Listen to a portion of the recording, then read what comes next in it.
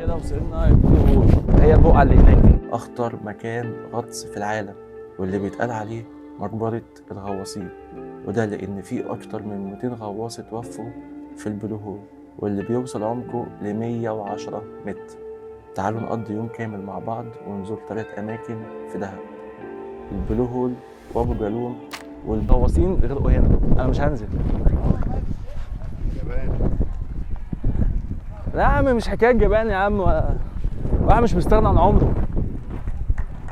بص منظر الجبل، منظر الجبل جامد. احنا ممكن برضه نعمل سنوركينج، بس انا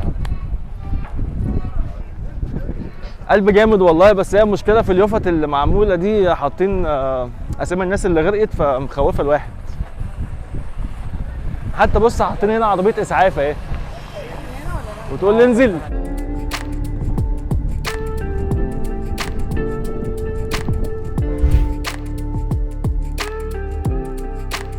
المكان ده اسمه شقة تعبان، بيعدي فرد واحد بس، ما بيعديش اكتر من فرد.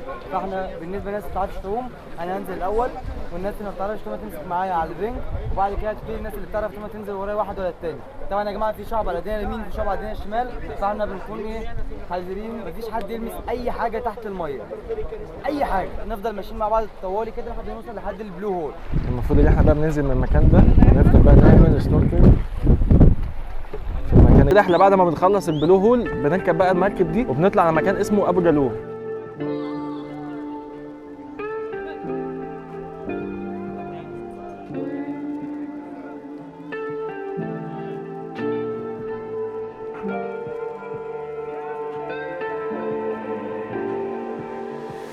هو ده السواق؟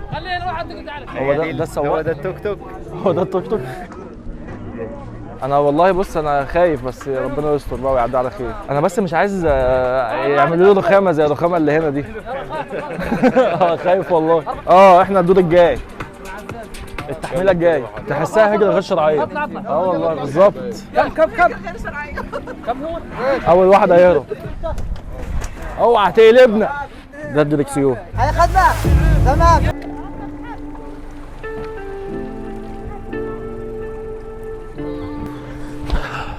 الحمد لله. اول ما نزلنا ابو جالوم لقينا الشبكه بتاعتنا فصلت، وجات لي رساله: مرحبا بك في المملكه العربيه السعوديه. احنا هننزل ابو جالوم، نعمل أيوة. الشبكه يدوي الغيها تلقائي هتمسك تمام. مع السعوديه، يودي هتمسك معاك. اللي ينزل والشبكه بتاعته تلقائي يعملها يدوي. انا بقى عايز اخش كده في اي عشه من دول واخش انام شويه. وصلنا ابو جالوم وقعدنا وارتحنا شويه ونزلنا الميه، وعايز اقول لكم ان الميه بصراحه تحفه. المفروض بقى احنا هناخد العربيه نص نقل بصندوق مفتوح ونطلع على بلو لاجون، صح؟ بلو لاجون. يلا بينا نشوف العربيه.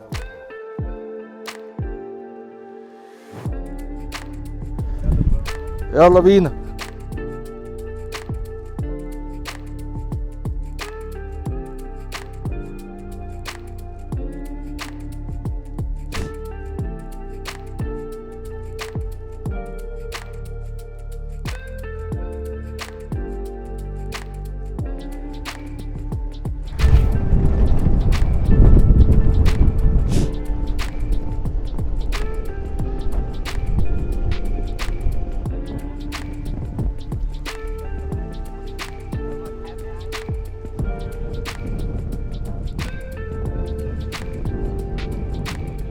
مساء الفل يا جمال.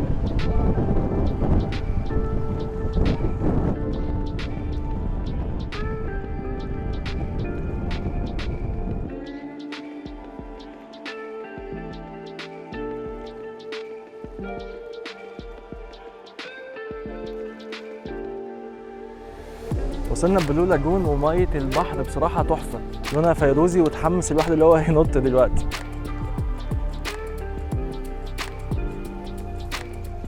وعطشنا، ممكن ناخدها مشي. الحمد لله دارت. ولا ماشي ولا حاجه. هو كده دارت. مش قافله الباب كويس. الثاني اقفل. العربيه قالت لي التاني.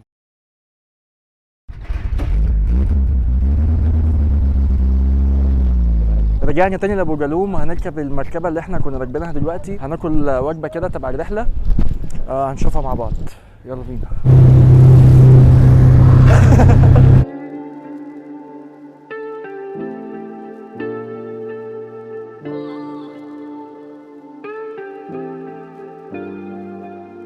كده يومنا خلص، وبصراحه كانت رحله جامده قوي، وانا اتبسطت بصراحه بغض النظر عن الجو والشمس والتعب اللي احنا كنا فيه ده، بس كان يوم حلو جدا.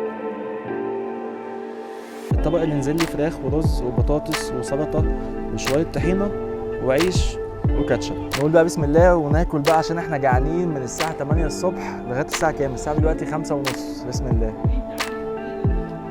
الرز اللي بالشعريه ده بحبه جدا، هو تحسه بيتي.